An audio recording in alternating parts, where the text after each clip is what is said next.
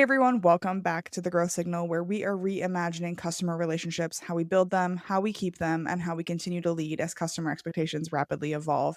My name is Alyssa Nolte, And I'm Ginny Delaitre. and we are going to have a fantastic conversation. So let's get right into it. What is your hot take? All right, so today I wanted to talk about UX marketing, which is sort of my specialty, and I think we there's a lot to do about it. So it's how do we bring user experience UX into marketing, and what does it mean? And yeah, I'm sure a lot of people are interested about that.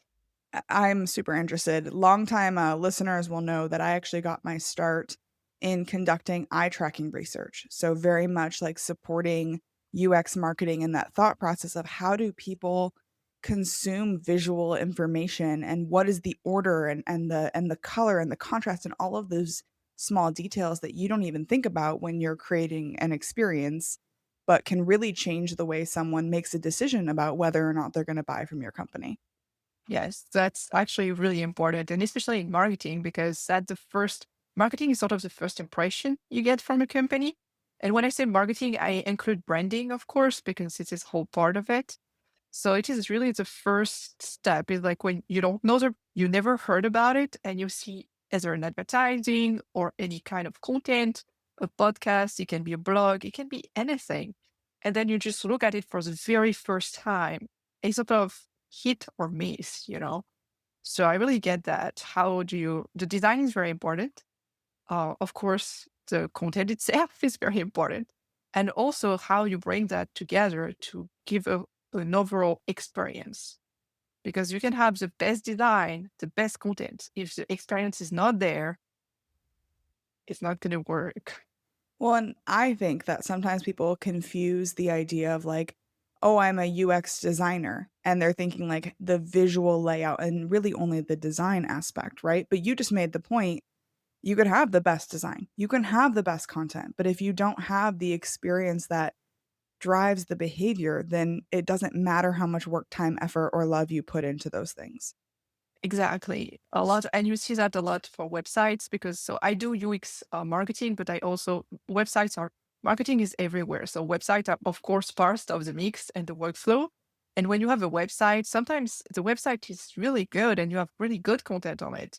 But for some reason, you have like a pop up, a modal, something that's going to break the experience like Yeah, right away when you arrive on the website. And so people will leave and they won't even give a second chance to you.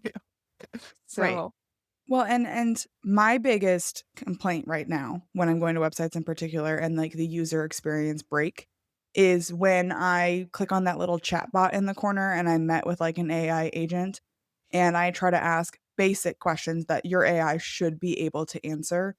And yet it's like a super disappointing experience. And from big brands too, who should know better. And my frustration is that we are leaving the user experience out of AI because it's the sexy, shiny new thing. And yet we're not really thinking through the UX conversation about what does it actually mean to be a person interacting with our brand new brand ambassador, our AI agent. yeah, and I agree with that. And that's all what UX marketing is about because you're right. It's like for marketing right now, everybody wants to use AI because it's faster, it's easier, it's cheaper, it's nice, it's a new technology, but they really forget about how people experience it. And you're right. It's like this AI agents, it can work really well, but it can also work really badly. And if there is nobody behind who just checks the experience, you just give the new and is it the trust sometimes people trust too much the tool. We have to think about AI like, yeah, it's artificial intelligence, it's still artificial. Right. It makes a lot of mistakes. So you cannot just put too much trust in it. And you have really to think about how people will react, seeing this AI agent in the corner, and you just put it there because it's shiny, it's pretty, and it's what people wants to see. But if you don't test it in depth and you don't see how it is. So UX marketing is really how things are linked together because having this agent is great, but how do you put it sort of in your workflow? Meaning that I'm interacting with this agent, but this agent should also direct you to do actions that are related to CTAs and call to action and things like this. And people don't think about that. They think about, oh, he's going to just answer their questions. but you also have to guide the answers. You have to guide the questions, and you have to make sure that, yes, you answer the question, but also you bring people to do the things you want to do as a brand. You guide them to your products because that's the goal of marketing. The goal is conversion. The goal is to make money. You Right, know? 100%. If we were all just doing this is really expensive hobbies, to not actually make some money and do some business. One thing that you said I wanna dive into, you said that UX is really how things link together. So what do you think is the biggest blind spot that leaders have when it comes to the user experience, whether that be in the marketing, the website, the sales? Like, what are leaders missing when it comes to really leaning into UX? I think the issue is they think about the main pass, the biggest pass. And they think, okay, for example, people will contact me, will go onto my website, and then they will navigate a couple of pages, and then they will go to the contact page and contact me. They sort of think about what is the biggest path, and they never think about what is really happening. And also for the user experience, and I'm also reminding people a lot about that, just things happen into life. We talk about this right before this podcast. My dog can start to bark. I don't have kids, but when you have kids, it can be a mess all of a sudden. It's like life is part of the user experience. So when people think like only I will say the straight way, the straight way to conversion. They never think about what are the alternate paths, what's really happened. I'm on the website. For some reason, I drop the website because I get a call and then I get something else and then I forget about it. And then I go back to my tab and say, oh, yes, I had this tab open. And then I come back. And people are really, um, the way they interact with marketing, it's really messy, I will say. And Yeah. that's a blind spot. That's people who don't realize. They don't realize how messy it is. And they think only the straight way, and they forget about all this little interaction. And honestly, that's sort of the most important. Because if you manage to give a great user experience when things are messy, that's when you succeed. Because that means you get to like be part of their life in a way that is smooth and Mhm. good. And that's when people will remind you, because that's why we talk, for example, Amazon. Amazon works because your life is messy, but you still get the package at the end of the day. So that's why it works. You order, you get it done, and that's the experience you want. And all the little mess inside, it's really deal very well. So that's sort of what brands should aim for, and that's a blind spot. And it's very hard. It's very hard, especially Well, for it startups. is. Startups, enterprise, I've consulted with some of the largest companies in the world, and they are embarrassingly bad at this sometimes. I do wanna touch on, and get your feedback on a thought. I had someone on the podcast a couple of months ago who talked about, their onboarding process. So they worked on the Yes. other side of the sale and onboarding new customers, and their hot take was basically that, like, if your onboarding is designed to work for you but not for your customer, then it's just a waste of time for everybody. And I think a lot of companies fall into this trap of creating what they call the ideal customer journey and all the touch points Yes. and activities, but it's meant to move people through a process rather than flow with them through the process. And Yes. it just doesn't work. We're too complex of creatures to have this very rigid, like, we're gonna go from A into B into B into C, and it almost feels like the more detailed your your journey map is, the more wrong it is likely to be. Yes, exactly. And it is funny you talk about onboarding because now I actually integrate that to marketing, because I think marketing stops sort of when the people are onboarded, when they really get into the product. Letting marketing, I mean, the issue if you let marketing go too soon and you don't follow the people until they're actually on board, you have this big gap in the middle, where you're right. It's like nobody really know what's happening, and we just hope people will create accounts. Right. But it's really and that's funny because the developers are also always testing the onboarding in a way that is, you're right, ideal. I'm on my computer, everything is fine. I have the internet connection that is working. I'm here, I'm sitting, no noise, and I test the onboarding process, and everything is fine. What if I'm on my phone in the metro Right. and I'm losing the network each time I reach to a station. What if I'm on a plane? What if I'm trying to do that on my computer at the same time to do so many other things? And that you're right. It's the issue is we don't think about all these little things. It's hard because as soon as we try to think about it, we just get overwhelmed and just like we sort of give up. We're just like, it's too hard. It's too much. So we sort Well, of give up. and, like, at the end of the day, like, if you're building something I've built products before, right? And every element makes sense to me and is purposeful and intuitive, and of course, that's the way it's gonna work, but I have all of the context of the discussion that went into the decision making, and your users, your customers, your prospects, they don't have all of the context of what you're the story that you're trying to tell. They don't have the background. They haven't, studied your brand ever, and you have to bring them into a conversation and make them feel like they are joining a conversation, not joining halfway through, right? Because there's nothing more jarring than when you walk up to a conversation and you're just like an outsider on two people talking, and then they don't even acknowledge you and bring you into the conversation. But that's Yes. kind of what we're doing to our customers and our prospects. We're having a conversation with the market, and yet we're expecting them to jump in as if they've already been from the very beginning a part of this story. Yeah, it is true. And the more, I mean, when you grow a company, the more you are inside of it, the less you realize it because you Yeah. know your product so well that you just expect everybody knowing it. You sort of expect sometimes if you are a big enterprise being sort of famous, people knows me. Right. But they may not know exactly what you do. They may not know exactly what the product is or this specific product you're trying to sell them. So I think it's important, and especially in marketing, to do a lot of education, making sure people understand what it is about, making sure they so what I do most of the time in real life is we do a lot of touch points. We do a lot of educational posts, educational blogs.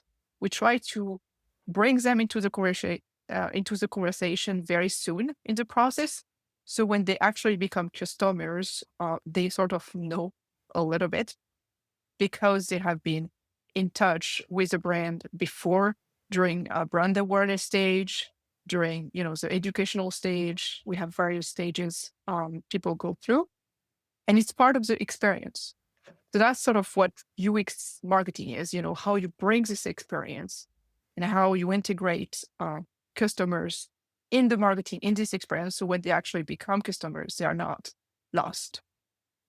I just say, There's an important point there that a lot of companies are trying to do, and I see a shift towards this happening. I don't know that anyone has truly been successful yet, but I kind of believe that marketing needs to almost have an umbrella over the entire customer journey from prospect to procurement to prospective renewal, because if you don't have a cohesive feeling all the way through, people will notice that, right? And they might not be yeah, able to put their finger on it, but they will notice if your brand feels different in the marketing phase, and then it feels different in the sales phase, and then it feels different in the renewal process. And it might even be very, very slight differences, just like change in tone or approach or responsiveness. But those things, people, whether they recognize it or not, really plays into their decision making on whether or not you are a brand who is trustworthy because you are or are not consistent, because you're yes, dependable, because people can expect you to deliver on the promises that were made. And, if you're in post sales, like a customer success, and marketing has made promises that you can't deliver on, that's bad for yeah. everybody. That's bad for everybody. It's a really big issue for marketing sometimes because it's very easy at the marketing stage to Yes. make a lot of promises. But then are those promises really inside the product? Are they working properly? Is it just something that is sometimes I'm working a lot with startups, so sometimes the functionalities are there, but they are not like at a stage that is really stable. Right. So we can use them, yes, but Yeah. it's not perfect. So people may have issues that they encounter during like just using them. So yeah, you're right. It's very important to be in every stage. Keep the consistency, keep the branding. That's sort of I think branding is sort of what should be linking everything together. Um, it's very hard but maintaining a consistent branding, which is branding is including actually the tone of voice, as you say, branding should include the logo, the colors, of course, the font, but it should also include the voice. How do we talk to customers? What are the keywords we are using? How do we interact? What is everything about the brand, much more than just, oh, this is my logo. And if I keep my logo all the way along, it's going to be fine. You know? I think people confuse that though, right? Because I've talked to Yeah. a lot of designers who get in trouble with brand standards because they didn't capitalize the word quite the right way, or they didn't bold where they should have bolded, or they, Mhm. different logo treatments. And I think that people are starting to get there, but there's definitely a large group of people who just think of brand as my brand guidelines, my logo, the different variations that are available to me, and the fonts that we use in our proposals. Yeah. And really, brand is a much more difficult to grasp thing, right? Because Yes. you almost can't put it on paper, and your brand can't be what you want it to be because it almost has to be what you already are. The way you make people feel, the way they see you, the way you show up in the room, and you can want to be the next Apple or the next Amazon or whoever, but if you aren't truly at your core the same ideals and attributes as them, you will never achieve that brand feeling. Yes. And your brand is also everything you do. And when you are a company, everything each employees do related to the company. So you cannot really control everything about your brand. And sometimes the more you try to control it, the more actually it goes sideways, because that's when people like, some people will really respect it, some people will really go like everywhere. And that's when you lose control. So I think branding is really hard because there is some part that needs to be flexible Yeah. and some others that needs to be strict, because you're right. For example, not capitalizing words. It is something, and I think from a designer standpoint, I am a designer. It's very hard because you have to be so detail oriented, Yep. not And too much. most people think that they're detail oriented, they are not that detail No, oriented. no, because detail oriented is not about like being picky. It's about making sure what you do is respecting the whole framework. It's more what I'm thinking when I say detail oriented, because detail oriented, that doesn't mean you have to be like, oh no, I'm going to do this my way. That's not being detail oriented. That's being support. Right. Exactly. So being detail oriented is really respecting the full framework. And when you are a designer and you are detail oriented, you should be asking yourself, all right, I want to do this for this brand. So, which is another brand that the brand I work, because as a designer, usually works for several brands. Um, you can be freelance, you can work for a company, an agency, so you can have different type of clients. And each time when you open a project, you should put yourself in the mindset of this specific project, which means also you cannot just copy paste. You have to be in this mindset and say, okay, these specific clients want to do things this way. And maybe this is not the way you want to do it, but this is the way they are doing it. And I think it's very important. And you have to place yourself in this mindset to not work for yourself. If you do that, it's a hobby. You work for someone else, for Right. another company, for another brand. And that's where branding is really hard. Yeah, you almost have to learn to, separate have an out of body experience every time you work with a new client, right? Disassociate from who you are and what you like and what makes sense for the brand. Exactly. Because of course you're going to have your core personality, but you have to dissociate part of it. And that's exactly what I do with marketing. As a marketing agency, I have various clients. And of course, I have core processes. I have things that I repeat because you cannot reinvent everything. But each time I'm working on social media for a client, I put my mind in this specific client. And I'm not going to share the same way for each of them, especially because there are various industries. So I couldn't, it's impossible. So it's really important to put yourself in this mindset, which is a hard way to do it. It's probably that's how you can differentiate like a junior designer to a higher level designer. Because I think when you're a junior, you don't have this capacity. I remind myself like 10 years ago, couldn't do that. But as a senior, the more you grow in your career, I think that's where your really is this capacity of dissociate yourself and be taking anybody, just any brand, and be able to work as their way is really where your skills are. So, what are you working on right now? What's the project that you are most excited about? Yeah, so I work on a lot of things. I work on a personal project and I work on a project for a client. So I can probably talk about both.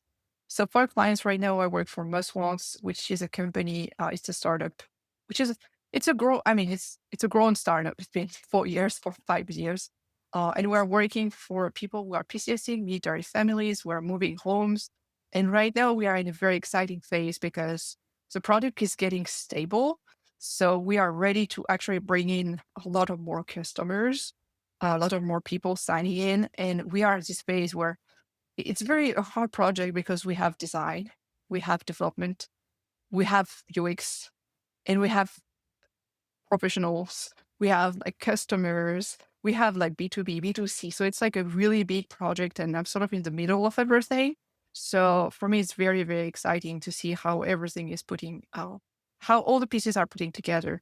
So, and our goal is to be really fully ready for the fall. So it's, it's been a year and a half I'm working with them. So really exciting project. So this ones. And then another project I'm working on, which is more personal for my company, it's I'm building an AI tool to actually help sharing online on social media. So I use AI, but in a very advanced way, and I try to bring the human touch in it. So it's really how do I share on social media? How do I use AI to help me, but also keep the full, I will say, strategy process to a human. So I bring my ideas, and then AI is just helping me along the way. Cool. So it's sort of the two projects I'm working on. I love it. Thinking of all of the incredible people that you know or that you aspire to know, who is leading the charge? Who's changing the way we build relationships with our customers? Yeah, so it's I saw the question and I was like, I was thinking about it for at least an hour earlier, and I was just like, I don't know. It's like there's so many people who are doing that. I think what I really the people I really admire is all these people who are that's why I love working with startups. It's all the visionaries, the people who have a lot of ideas on how to make the world a better place. There are most of them are not. I mean, of course, you need money to bring you need money to build a business. But I think what I really admire is the people who are working past that. They are not working for the money. They are working because they have a vision and they want that vision to come to life. And that's sort of my role model because that's sort of what I'm doing in my work. Of course, I need to be paid because I have things to pay. But if I didn't have bills, I wouldn't want money. It's just I'm working because I'm passionate about it, and I think that's patient is really what I admire in people. And So if someone is really connecting with you, they want to learn more about your projects or talk about branding, marketing, and UX marketing, where can they find you online? So I think the best way to find me is on LinkedIn, and you may have the ability to put a link for that. I use my Monday name, so it's going to be Virginie Delaitre on LinkedIn. You can connect with me, just shoot me a little message, and that's really where I share everything about UX marketing. I have a newsletter, and I'm really passionate into my work, so you can connect with me there. I think it's the best social media to go. Awesome. Well, thank you so much for joining me on the Growth Signal. This was a really fascinating conversation. Thank you. Yeah, I really appreciate it. Thank you.